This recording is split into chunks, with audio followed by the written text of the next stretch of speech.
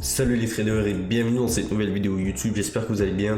Aujourd'hui on fait une petite vidéo analyse où tout simplement j'explique les deux trades que j'ai pris ce matin sur GU et USD4. Je m'explique donc de A à Z comment est-ce que je me suis procédé pour tout simplement prendre ces deux positions, donc reste bien jusqu'à la fin de la vidéo. Donc juste avant qu'on rentre dans le vif du sujet, si tu veux du contenu tous les jours sur le trading, je t'invite à aller voir mon compte TikTok. Ça fait quelques maintenant semaines que je poste du contenu tous les jours par rapport au trading, des petites vidéos courtes, des petites astuces, etc. Donc n'hésite pas à aller t'abonner à mon compte TikTok si tu veux plus de contenu sur le trading.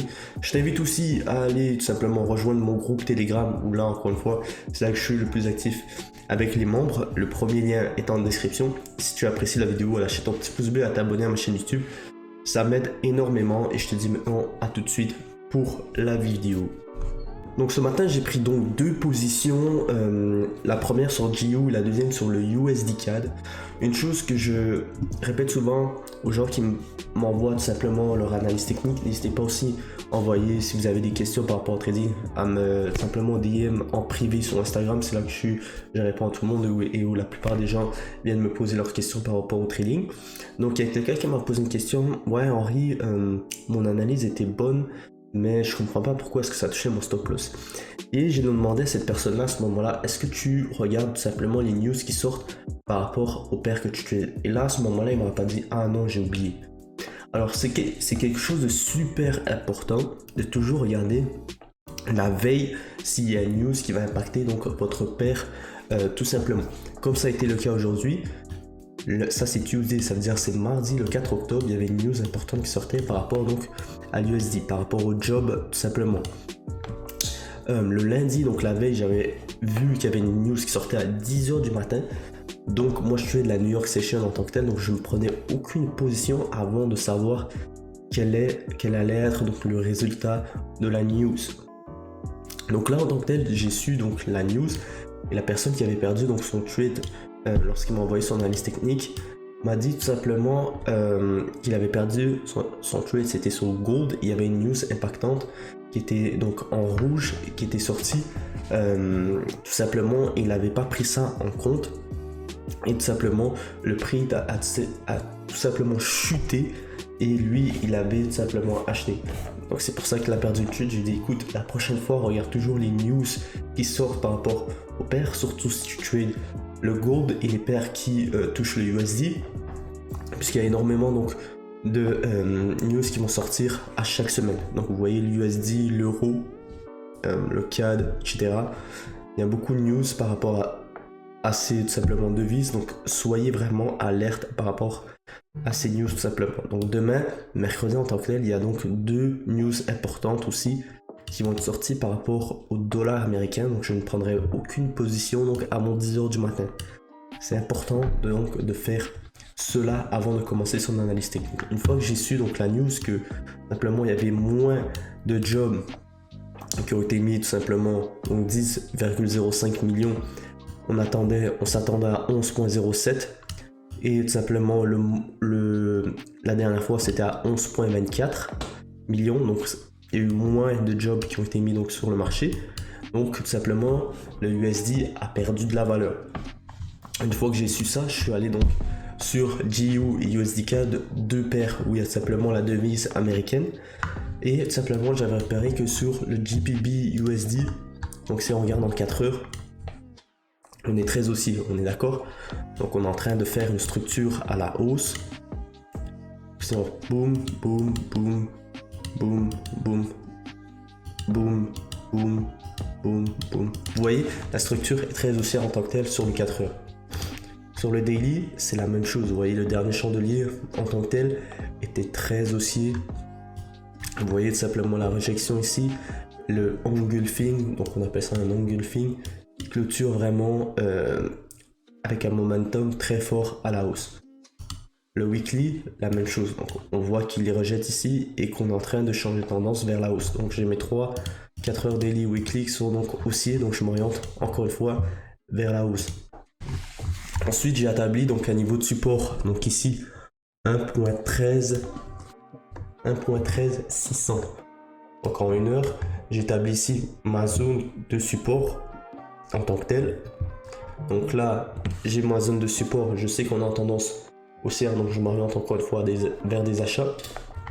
Je vois ici que au début on a essayé donc de casser ce niveau de support, puis on le rejette, puis on retourne au-dessus encore une fois du niveau de support avec un gros engulfing à 8h du matin. À ce moment-là, ici c'est le chandelier 9h, vous voyez qu'il rejette, n'arrive pas à clôturer en dessous de ces niveaux de support ici, 1.136. Et après, donc là ça me confirme que potentiellement là le prix peut continuer à monter, mais il y a une chose importante, c'est qu'on avait tout simplement notre news à 10h du matin, donc j'attendais qu'elle soit révélée, et là elle était encore une fois, elle était négative pour le USD, donc je savais que le pound allait prendre de la valeur et que le prix allait tout simplement monter. Donc là on passe en 15 minutes et on regarde simplement une confirmation de chandelier à la hausse. Je pense que je l'ai pris même en 5 minutes exact, donc je l'ai pris ici sur ce chandelier, vous voyez 5 minutes avec ce gros engulfing qui vient tout simplement envelopper tous ces chandeliers, donc 1, 2, 3, 4, 5, il a enveloppé donc 5 chandeliers, et c'est à ce moment là que la news est sortie à 10h du matin, vous voyez, et boum, j'ai pris ma position et le prix est tout simplement allé en ma faveur. Donc vous voyez que là, lorsque vous combinez justement l'analyse technique et l'analyse fondamentale, vous tout simplement augmentez vos chances de gagner votre trade. Donc c'est un petit conseil que je vous donne et que vous devriez appliquer justement pour augmenter vos chances de gagner votre trade. Soyez patient aussi par rapport aux prises de position. Si vous êtes déjà dans une position, assurez-vous de bien gérer votre trade, c'est-à-dire que si vous êtes en profit, essayez de mettre votre stop loss à break-even, puisque justement quand une news sort, souvent voilà, il y a un fort momentum, soit qui va à la baisse, soit qui va à la hausse, dépendant de la news en tant que telle, du résultat de la news. Même chose sur le USD CAD. Donc si on regarde le USD CAD, donc on voit qu'on est à la baisse, on est d'accord.